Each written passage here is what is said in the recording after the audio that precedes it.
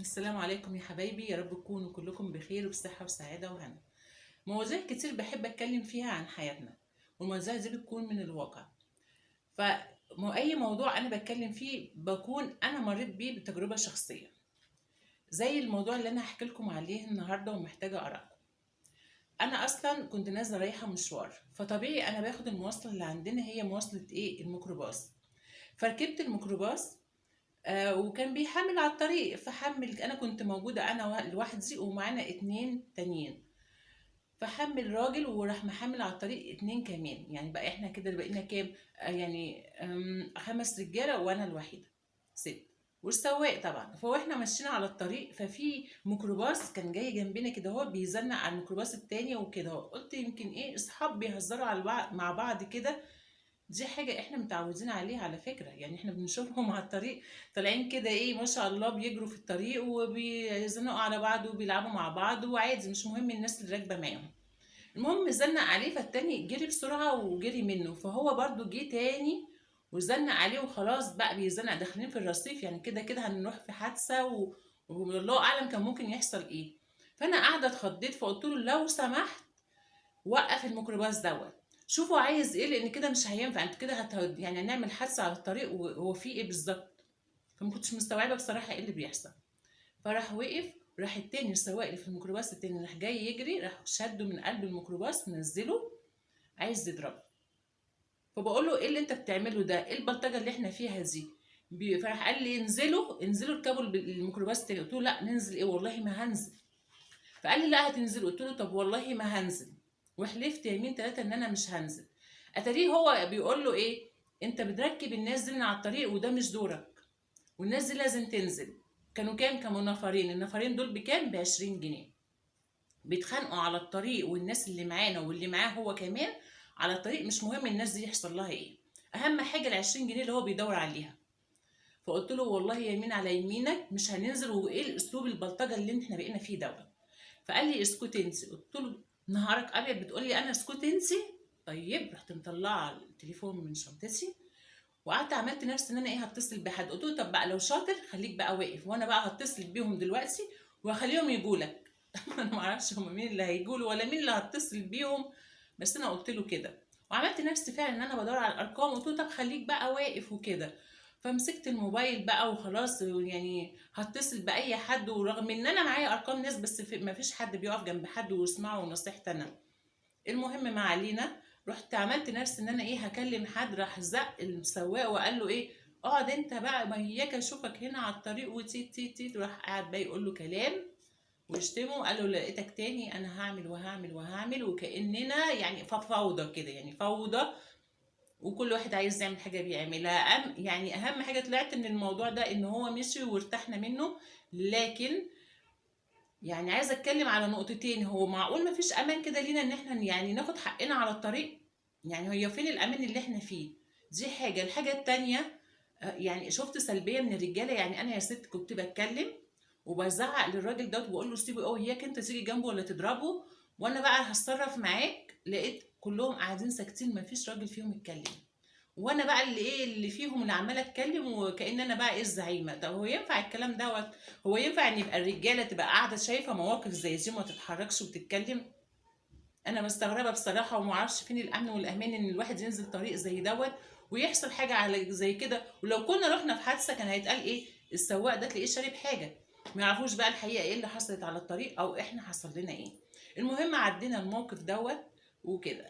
ف يعني حمدت ربنا ان انا روحت يعني ورحت مشواري الحمد لله. والموضوع ده كان امتى يا جماعه؟ كانت الساعه 5 العصر، يعني كانت الشمس طالعه والدنيا نهار، يعني مش بالليل ولا حاجه. يعني دول لو كانوا عصابه بيسرقوا اي حد على الطريق والله العظيم ما كنتوا هتشوفوني تاني.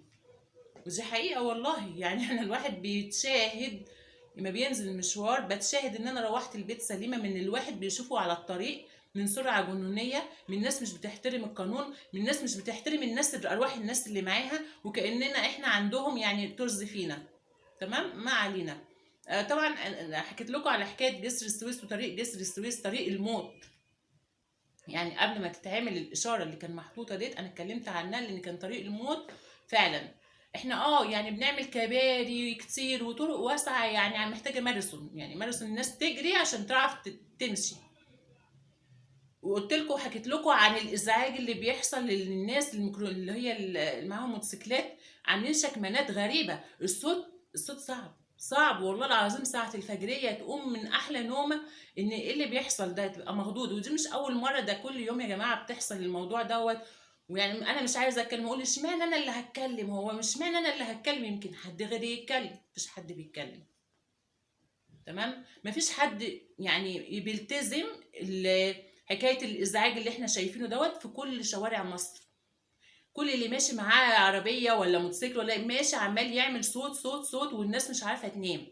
الناس بتشحت في الشوارع دلوقتي بالميكروفونات، بينزلوا يجيبوا بتاع الايس كريم ومش عارفه ايه تلاقيه بالميكروفون، بتاع الخردة بالميكروفون، واحد بيبيع لك قوطة بالميكروفون، واحد بيبيع بطيخ بالميكروفون. دماغنا خلاص ما بقتش قادرة تستوعب كمية الإزعاج اللي احنا بقينا فيها. والله حتى في المدن الجديدة اقسم بالله من 9 الصبح ميكروفونات ميكروفونات. ومعرفش هو احنا فين، بقينا في السويقه ولا ايه؟ وكل اللي عايز يعمل حاجه يعملها. هو احنا ما بنروح بنشوف يعني بلاد تانية؟ انا ما رحت شفت. ما تقدرش تخطي الخطوه كده من على المكان اللي انت مش مخصص ليه. انت عامل له مكان مخصص وتستنى الاشاره وتعدي. فين الاشارات؟ عملنا كباري وعملنا طرق، مفيش اشاره، مفيش كوبري مشاة. عندك من جسر السويس، دي كانت الإشارة الوحيدة اللي موجودة لغاية موقف العاشر القديم. مش هتلاقي ولا كوبري ولا هتلاقي إيه، ولا هتلاقي أي إشارة. وسايبيننا كده إيه، الناس تموت تحت العجل، ومفيش حد بيحترم حتى الناس اللي الكبيرة اللي بتعدي والله شوية شوية يدوسوا علينا. مفيش احترام للناس، مفيش دلوقتي حد بيقدر حد. الواحد كان بره شاف الناس بتعدي ازاي والنظام ازاي. مفيش كلاكس واحد، اقسم بالله الكاوتش ماشي على الارض ملوش صوت. انت متخيل انت ماشي في مكان بتسمع صوت عصافير، مفيش ازعاج، تحس براحه كده نفسيه؟ لا هنا هرجله. تبقى ماشي كده اهوت وهتعدي الطريق وبص ناحيه الشمال العربيات جايه، تلاقي حاجه جايه لك من ناحيه اليمين بيعمل لك كلاكس. البيه التوك توك ماشي عكس على طريق جسر السويس، ماشي عكس. تخيلوا انتوا بقى وانتوا بتعدوا واحد جاي يعني بقول له اتفضل يا سعاده الباشا عدي، يعني ما قلت له كده والله، قلت له اتفضل يا سعاده الباشا عدي، اتفضل. ماشي عكس وممكن ياخدنا في طريقه مش مشكله. والناس تخبط الناس في الشوارع وتجري وتسيبها مش مشكله. اللي بيجي من البلد بره وهم عندهم نظام في بلدهم ما بيحترموش بلدنا.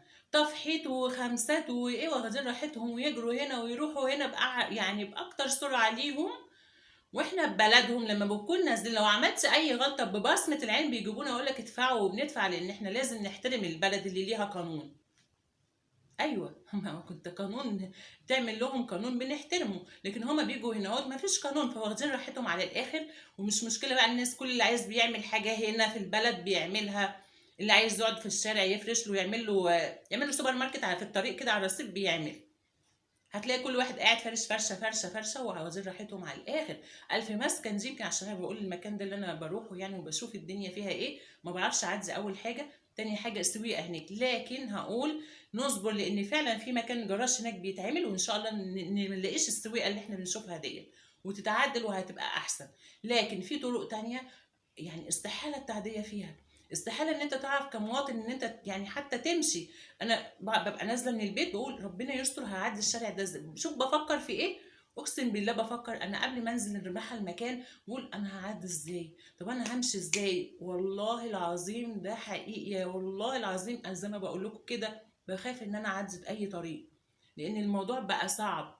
تحس ان انت ماشي في معجنه ما تعرفش مين جاي منين وده جاي منين وده جاي منين، وكل واحد واخد راحته. طب ما احنا عملنا رادارات وقلنا السرعات وفي ايه، قلنا في غرامات. طب هو جوه البلد برضو مش المفروض يبقى فيه شويه نظام شويه؟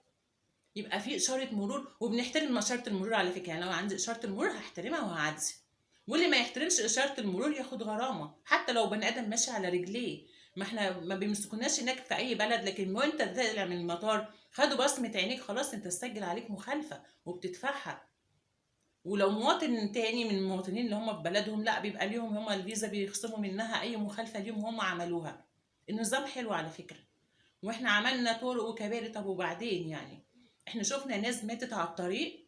اقسم بالله واحده ست كانت هي في رمضان عربيه جايه راحت خبطها مموتاها وسابتها وجريت. اتاري الست دي جايه شغل في مصر الجديده، تعدي طريق جسر السويس ورايحه لاولادها الايتام. تخيل، ما لحقتش تروح لهم. اقسم بالله الحقيقه دي واقعيه واحنا عشناها وشفناها الست ديت. فانا مش عارفه بصراحه يعني لغايه امتى احنا بنقول على حاجات احنا بنعمل بس ناقصها حاجات تانية. ناقصها شويه نظام، فين النظام؟ ناقصنا شويه قوانين، فين القوانين؟ هو ارواح الناس اللي بتنزل في الشوارع دي بقت سهله انها تضيع، وبقينا رخاص قوي كده لاي حد يدوس علينا ويسيبنا ويجري. رخاص لاي حد جاي من بره يمشي براحته ويفحط براحته ويجري هنا ويجري هنا وسويقه كده، وما بيعملش كده في بلده. لا طبعا ما بيعملش كده في بلده، لكن يجي هنا يعمل ليه؟ ما هو راحته وما فيش قانون يحكمه. اتمنى يكون في شويه نظام، لان احنا فعلا بنعاني من الاصوات العاليه، بنعاني من الكلاكسات اللي ماشيه، كل واحد ماشي عامل دي جي كمان في قلب التوك توك بتاعه ولا الميكروباص. ولو قلت لحد وطي شويه عشان دماغي وجعاني، اقسم بالله يتخانق معانا. ازاي انت تقول له كده؟ وكل واحد عامل لي ليله حنه ام شيماء وماشي بقى ايه واخد راحته وايه وحاجه غريبه الصراحه. يعني ما شفتش كده في اي دوله، يعني بيبقوا في احترام وفي قانون وفي نظام وفي. واتمنى الحاجات دي تبقى عندنا، لان احنا برضو راحه المواطن مهمه. زي ما احنا بنقول احنا بنعمل شوارع وبنكلفها، زي ما احنا بنقول بنعمل كباري وبنكلفها، يبقى من حق المواطن يبقى ليه كوبري مشاه او حتى اشاره بس، بسيطه. اظن ان احنا ما قلناش اي حاجه، مش طلباتها مش غاليه، طلبات سهله جدا. وانا قلت من جسر السويس انا هتكلم على الطريق اللي انا بقول عليه لغايه موقف العاشر ما فيهوش حتى اشاره واحده، اشاره واحده مش موجوده. وعندي الحته اللي عند العرب ده سباق مانرسون، يعني الشارع 150 متر، لو انت شاطر بقى عدي، لو انت شاطر عدي. فيا ريت يكون في رأفة بينا كده وتحسوا بالمواطنين، والحكايه الباعة الجائلين والناس اللي ماشيه بالميكروفونات والسويقه اللي احنا بقينا فيها ديت. اتمنى يكون ليها حل، لان كده بقى يعني زادت عن حدها قوي قوي قوي قوي. وشكرا. السلام عليكم.